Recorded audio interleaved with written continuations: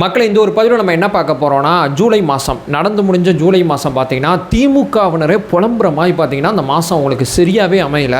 ஏராளமான பிரச்சனை அல்லது தொடங்கப்பட்ட அத்தனை விஷயத்துலேயும் பஞ்சாயத்து பிரச்சனைன்னு சொல்லி இந்த மாதமே திமுக காரனே சரியில்லைப்பா நம்ம கட்சி அப்படிங்கிற மாதிரி சொல்கிற மாதிரி பார்த்தீங்கன்னா அந்த மாதம் அமைஞ்சிருச்சு. நம்ம அத்தனை பேரும் இந்த ஆட்சியில் 4 வருஷமாக சரியில்லைன்னு பேசிக்கிட்டு இருக்கோம், அது வேற கதை.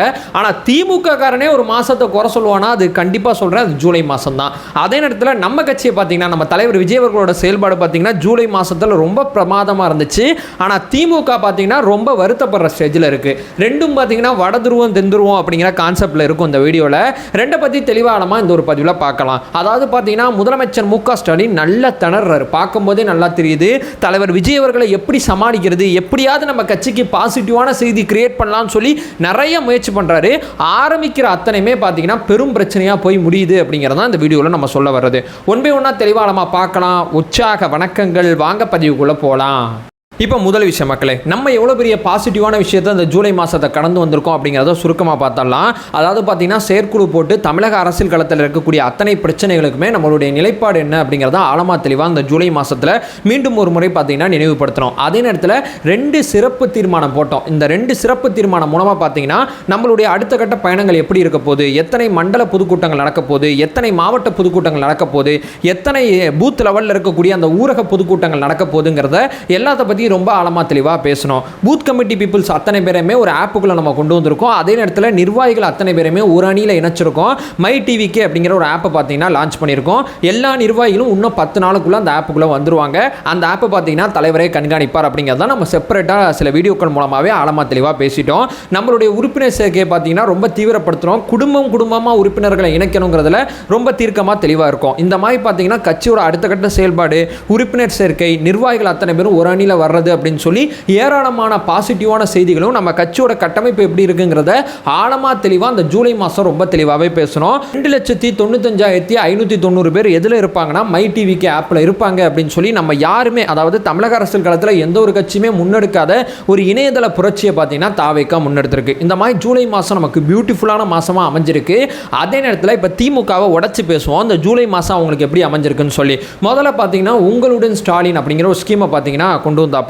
இந்த ஸ்கீம் பார்த்தீங்கன்னா ஏராளமான விமர்சனங்கள் உள்ளாகுது. என்ன பிரச்சனைன்னு சொல்லி கேட்டிங்கன்னா, இது ஆல்ரெடி கலெக்டர் ஆஃபீஸில் பார்த்தீங்கன்னா மனு தீர்க்கும் முகாம் இருக்குது. அதே நேரத்தில் இந்த பதிவுத்துறை அலுவலகத்தில் பார்த்தீங்கன்னா 3 மாதத்துக்கு இருக்குன்னு நினைக்கிறேன், அங்கே பார்த்தீங்கன்னா ஒரு முகாம் இருக்குது. இந்த மாதிரி மனு கொடுத்து பிரச்சனையை தீர்க்கிற முகாம் இருக்குது. இந்த மாதிரி பார்த்தீங்கன்னா அந்த முகாம்கள் தமிழக அரசியல் களத்தில் ஏராளமான இடத்துல அரசின் சார்பாக செய்யப்பட்டுக்கிட்டு இருக்கு. இந்த அரசு அலுவலகங்கள் அத்தனையுமே ஒழுங்காக இயங்குனாவே, அந்த அரசு அலுவலகங்களுக்கு போகக்கூடிய மக்களுக்கு பார்த்தீங்கன்னா தேவைப்படுற அத்தனை தீர்வுகளும் கிடைச்சாவே இதற்கு தனியாக ஒரு முகாம்லாம் நடத்த தேவையில்லை. இங்கே பார்த்தீங்கன்னா போலீஸில் எதுவும் பிரச்சனைனாலும் இந்த முகாமில் கொடுக்கலாம். அதே நேரத்தில் மகளிர் உரிமை தொகை உங்களுக்கு தேவைப்பட்டாலும் இந்த முகாமில் பார்த்தீங்கன்னா மனு கொடுக்கலாம்னு சொன்னாங்க. இந்த மகளிர் உரிமை தொகையை வச்சு தலைவர் விஜய் அவர்களை பார்த்தீங்கன்னா ஏதாவது பண்ணிடலாம் அப்படின்னு சொல்லி நிறைய திட்டமிட்டாங்க. ஆனால் எதுவுமே நடக்கலை. அதே நேரத்தில் அவங்க என்ன சொன்னாங்க, முதல்ல பார்த்தீங்கன்னா அனைத்து மகளிருக்கும் உரிமை தொகைன்னு சொன்னாங்க. அதுக்கப்புறம் தகுதி வாய்ந்த அப்படிங்கிற ஒரு வார்த்தை உள்ள வச்சாங்க. இப்போ தேர்தலுக்காண்டி பார்த்தீங்கன்னா எல்லாருக்கும் நீங்கள் வந்து உரிமை தொகை கொடுக்குறீங்களாங்கிறத மகளிரே பார்த்தீங்கன்னா அந்த முகாமில் நிறைய கேள்விகள் எழுப்புனாங்க. நிறைய காணொலிகள், நிறைய வீடியோக்கள் வந்துச்சு. அரசலவங்கள் சரியா இயங்குனுச்சுன்னா, அங்க போற மக்களுக்கு தீர்வு சரியா கிடைச்சிச்சுன்னா எதற்கு இந்த தேவையில்லாத முகாம் அப்படிங்கிறதா எல்லாரோட மனசுலையும் பார்த்தீங்கன்னா ரொம்ப தீவிரமா, ரொம்ப ஆழமா இருக்கு. இது அத்தனை பேருக்குமே பார்த்தீங்கன்னா ஒரு விமர்சன வடிவத்தில் பார்த்தீங்கன்னா நிறைய பிரச்சனைகளை அந்த முகாம் சந்திச்சிச்சு. இவ்வளவு செலவு பண்ணி ஏன் தேவையில்லாத வேலை முதலமைச்சர் மு.க. ஸ்டாலின் அவர்கள் பார்க்குறாங்க அப்படிங்கிறத ஆழமா தெளிவா பார்த்தீங்கன்னா திமுக காரங்களே பேசிட்டு இருக்காங்க அப்படிங்கிறதா என்னுடைய முதல் பாயிண்ட். இதுவும் ஒரு மாதிரி சரியில்லாமல் போயிருச்சா, சரி என்ன பண்ணலாம் அப்படின்னு சொல்லி அவரும் ஒரு உறுப்பினர் சேர்க்கை ஆரம்பிச்சாரு. ஓரணியில் தமிழ்நாடு அப்படின்னு சொல்லி ஒரு உறுப்பினர் சேர்க்கை ஆரம்பிச்சாரு. அந்த உறுப்பினர் சேர்க்கைக்கு போகக்கூடிய திமுக காரங்களுக்கு எந்த மாதிரி பரிசுகள் கொடுக்குறாங்க அப்படின்னு சொல்லி போட்டோக்கள் பார்த்தீங்கன்னா நிறைய விமர்சனத்துக்கு உள்ளானுச்சு. தன்னெழுச்சியா பார்த்தீங்கன்னா உறுப்பினர்லாம் உங்க கட்சியில் சேர்க்க மாட்டாங்களான்னு சொல்லி உறுப்பினரை சேர்க்கக்கூடிய மனிதர்கள் நோக்கி நிறைய கேள்வி எழுப்புனாங்க. அதே நேரத்தில் இவங்க ஒரு வீட்டு ஸ்டிக்கரில் போயிட்டு சும்மா போயிட்டு அந்த ஸ்டிக்கரை ஒட்டிட்டு வர்றது, என்ன உனக்கு என்ன, நான் வந்தது மாநகராட்சி, நான் வந்தது அரசு நான் ஓடிபி சொன்னால் தான் உனக்கு இனிமேல் எல்லா ஸ்கீமும் வரும்னு சொல்லி இவங்க அடாவடியான உறுப்பினர் சேர்க்கை பார்த்தீங்கன்னா நிறைய கேள்விக்குள்ளான ஆணுச்சு, நிறைய பிரச்சனைகளை சந்திச்சு, நிறைய காணொலிகள் பார்த்தீங்கன்னா இணையத்தில் வைரலாக போணுச்சு.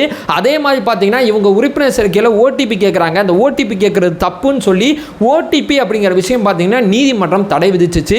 இதை எதிர்த்து பார்த்தீங்கன்னா உச்சநீதிமன்றத்தில் பார்த்தீங்கன்னா இவங்க ஃபைட் பண்ணிட்டு இருக்காங்க. ஒரு இடத்துல பார்த்தீங்கன்னா சாலை போடாமல் எதற்கு இங்கே வந்து உறுப்பினர் சேர்க்குறீங்கன்னு சொல்லி ஒரு எம்எல்ஏ, திமுக எம்எல்ஏ நோக்கி கேள்வி எழுப்பும் போது பார்த்தீங்கன்னா அவர் என்ன சொல்றாருன்னா, உரிமையில பேசிட்டு ரொம்ப கெட்ட வார்த்தை பேசிட்டு கடந்து போனாரு. இது அத்தனை விஷயமே ஓரணியில் தமிழ்நாடு அப்படிங்கிறதுல நம்ம ரொம்ப தீர்க்கமாக ரொம்ப தெளிவாக பார்த்தோம். அதை தொடர்ந்து பார்த்தீங்கன்னா இவருடைய தொடர் சந்திப்பு, அதாவது திமுக அரசா செய்ய வேண்டிய காரியங்கள் எதுவுமே செய்யாம அதே நேரத்தில் கட்சியோட தலைவராக நிறைய விஷயங்களை இழுத்து போட்டு செய்கிறார் அப்படிங்கிறது தான் இங்கே பிரதானமாக இருக்கு. இவருக்கு பயம் வந்துருச்சு அப்படிங்கிறத இதை வெளிப்படைத்தன்மையாக காமிச்சிச்சு. இங்கே பார்த்தீங்கன்னா சீமான் எதிர்முகாமில் இருக்காரு, ரொம்ப தீவிரமாக பேசுவார். அவரை வந்து ஒரு மரணத்தின் வாயிலாக பார்த்தீங்கன்னா சந்திச்சு பல்வேறு விதமான விஷயத்தை பார்த்தீங்கன்னா ஏன் தலைவர் தேவையில்லாத வேலை பார்க்குறாரு, அப்போ நம்ம தான் சீமானை வளர்த்து விடுற மாதிரி ஆகுது இல்லை, இந்த மாதிரி தேவையில்லாத செய்திகளை தலைவர் ஏன் கிரியேட் பண்ணுறான்னு சொல்லி திமுக காரங்களே நிறையா பேசுனாங்க. அதே நேரத்தில் பார்த்தீங்கன்னா ராமதாஸ் அவர்கள் ஆரம்பித்து ஓபிஎஸ் அவர்கள்லாம் பார்த்தீங்கன்னா 3 முறை இன்னையோட சேர்த்து பார்த்தீங்கன்னா 3 முறை பார்த்தீங்கன்னா முதலமைச்சர் மு க ஸ்டாலின் அவர்களை சந்திச்சாங்க. காலைல போகும்போது நலம் விசாரிக்க நடைபயணத்தில் சந்திச்சாரு, ஈவினிங் வீட்டில் போய் சந்திச்சாரு, இன்னைக்கு மீண்டும் பார்த்தீங்கன்னா நடைபயணத்தில் சந்திச்சிருக்காரு. என்ன காரணம், என்ன கான்ட்ரஸ்ட் அப்படிங்கிறது இங்கே பெருசாக தெரியல. ஏன்னா ஓபிஎஸ் அவர்கள் எருமுகாமில் இருந்து ரொம்ப தீவிரமாக நமக்கு எதிராக அரசியல் பண்ணவர், இவரெல்லாம் இதுக்கு உட்காந்து இவர் சந்திச்சுக்கிட்டு இருக்காரு. விஜய் அவர்கள் வருகைக்கு பார்த்தீங்கன்னா தலைவர் ரொம்ப பயந்து போயிருக்காருங்கிறது ஆழமாக தெளிவாக புரியுது. ஏன்னா மூக்காமுத்து அவர்கள் மரணத்தில் பார்த்தீங்கன்னா மூக்காமுத்துக்கும் சீமானவர்களுக்கும் நேரடி சம்பந்தம் ஒன்றுமே கிடையாது. அந்த போர்வில் பார்த்தீங்கன்னா தலைவர் ஒரு 20 நிமிஷம் சந்திச்சுட்டு வந்து வெளியே வழக்கம் போல எல்லாருமே என்ன சொல்கிறாங்க, அரசியல் சந்திப்பு கிடையாது. பிரேமலதா விஜயகாந்தில் ஆரம்பித்து ஓபிஎஸ் அவர்கள் ஆரம்பித்து ராமதாஸ் அவர்கள் ஆரம்பித்து யாருமே இது அரசியல் சந்திப்பு, அரசியல் பேசணுங்கிறத உண்மையை ஒத்துக்க மாட்டாங்க. அரசியல் இல்லாத சந்திப்புங்கிறத தீர்க்கமாக தெளிவாக பொய்யா அபட்டமாக பேசுகிறாங்க. உள்ள முழுக்க முழுக்க அத்தனை சந்திப்புலையுமே உதயநிதி ஸ்டாலின் அவர்கள் பக்கத்தில் இருக்காங்க. உதயநிதி ஸ்டாலின் அவர்களை வச்சு தான் அந்த சந்திப்புகள் அத்தனையுமே நிகழுது. ஏன்னா ஒரு சந்திப்பில் கூட உதயநிதி ஸ்டாலின் இல்லாமல் இல்லை. ஏன்னா உதயநிதி ஸ்டாலின் அவர்கள் திமுகவோட தேர்தல் குழுவில் ரொம்ப முக்கியமான பொறுப்பில் இருக்காரு, கட்சியோட அடுத்த கட்ட முகமாக இருக்காரு. உதயநிதி ஸ்டாலின் அவர்கள் இல்லாமல் முதலமைச்சர் தனிப்பட்ட முறையில் இந்த 2 தலைவர்களை சந்திச்சா கூட நீங்கள் சொல்கிற லாஜிக் எத்திக்கு இல்லாமல் இருக்கலாம். ஏன்னா இங்கே பார்த்தீங்கன்னா ஒவ்வொரு சந்திப்பிலே ஒவ்வொரு செட் ஆஃப் பீப்புள் இருக்காங்க, எல்லா இடத்துலையுமே உதயநிதி ஸ்டாலின் அவர்கள் இருக்காங்க. அப்போ எல்லாமே பார்த்தீங்கன்னா அரசியல் நோக்கத்துக்காண்டி இந்த சந்திப்புகள் அத்தனையுமே நடக்குதுங்கிறத ஆழமாக தெளிவாக பார்த்தீங்கன்னா விமர்சிக்க ஆரம்பிச்சிட்டாங்க.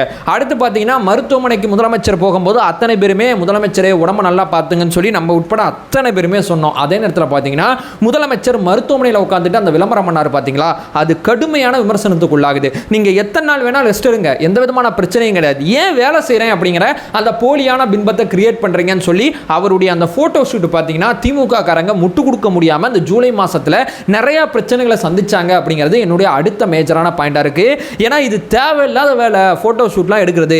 ஆல்ரெடி நம்மளை வச்சு செஞ்சுக்கிட்டு இருக்கானுங்க, எதுக்கு இந்த ஃபோட்டோ ஷூட் அப்படிங்கிறத ஆழமாக தெளிவாக பார்த்தீங்கன்னா ரொம்ப தீவிரமாக கேட்டாங்க. எந்த கேள்விக்கும் பார்த்தீங்கன்னா திமுக காரங்களால் பதில் சொல்ல முடியல அப்படிங்கிறது இந்த மாதத்தில் நடந்த மிக முக்கியமானது. இப்போ சமீபத்தில் பார்த்தீங்கன்னா நலம் காக்கும் ஸ்டாலின் அப்படிங்கிற ஒரு திட்டத்தை வந்து தீட்டியிருக்காப்புல.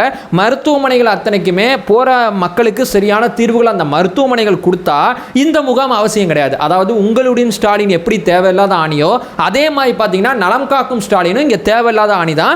மருத்துவமனைகளுக்கு போகிற மக்களுக்கு அந்த தீர்வுகள் சரியாக கிடைச்சிச்சுன்னா எந்த பிரச்சனையும் கிடையாது, அவங்க ஏன் முகாமுக்கு போகிறாங்க.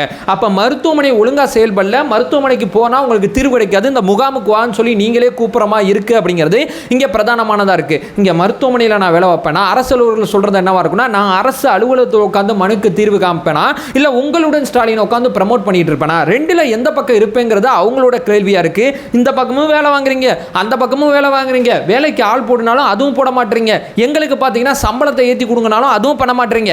அதே நேரத்தில் எங்களுக்கு பார்த்தீங்கன்னா ஓய்வூதியம் பார்த்தீங்கன்னா முன்னாடி அதாவது பழைய ஓய்வூதிய திட்டத்தை அமல்படுத்துங்கனாலும் அதுவும் பண்ண மாட்டீங்க.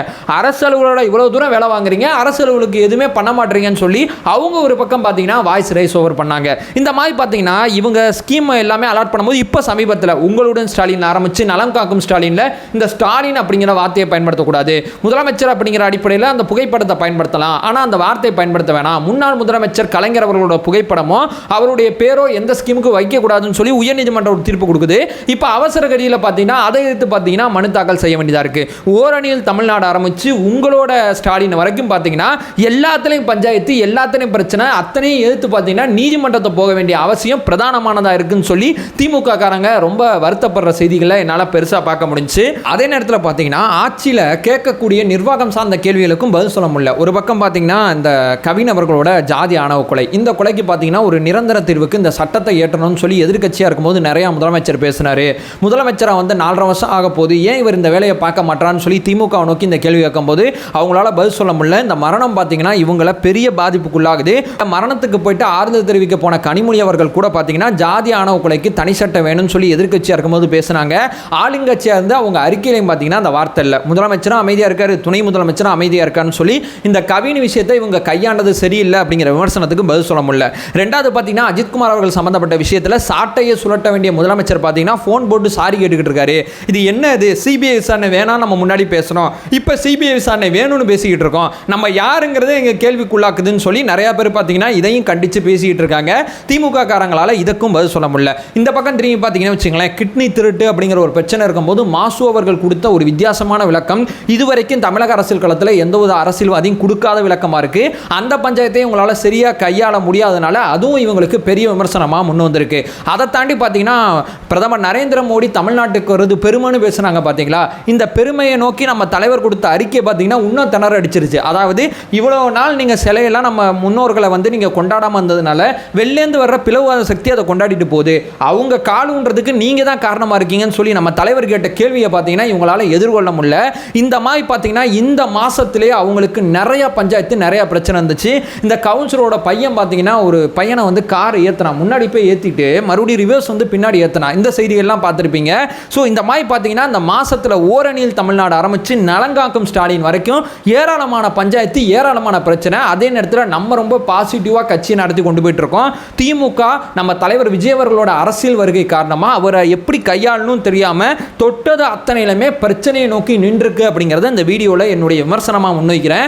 ரொம்ப தெளிவாக நம்ம போயிட்டு இருக்கோம், ரொம்ப திணறிக்கிட்டு இருக்காங்க அவங்க அப்படிங்கிறத இந்த வீடியோவில் நான் சொல்ல வந்தது.